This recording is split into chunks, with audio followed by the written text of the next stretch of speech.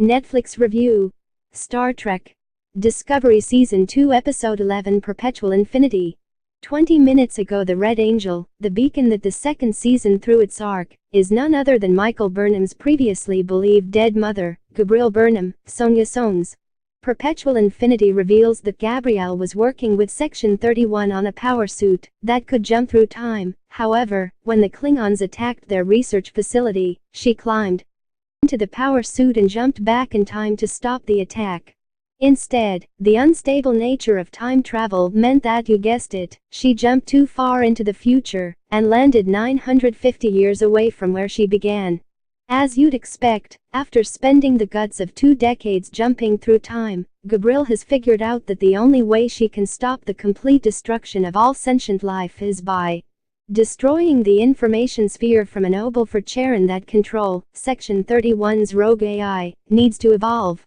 It's here that we get the biggest clue yet, and it may just be misdirection. That control already exists in the future of Star Trek that we, the audience, have already seen.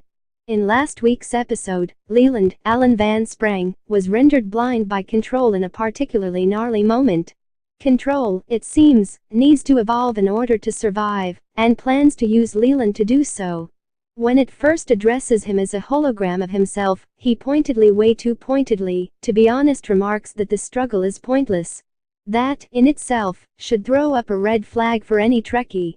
If, in fact, this season of Star Trek Discovery is the origin story for the Borg, one of the most terrifying villains in all of Star Trek lore, then it's a pretty bland one. More than that, however, is the fact that what's made the Borg so terrifying has been their mystery. They've always been present throughout the history of Star Trek, but while their motivations have always been clear perfection, not destruction, as control seems to be pushing their origins were murky, and that made sense.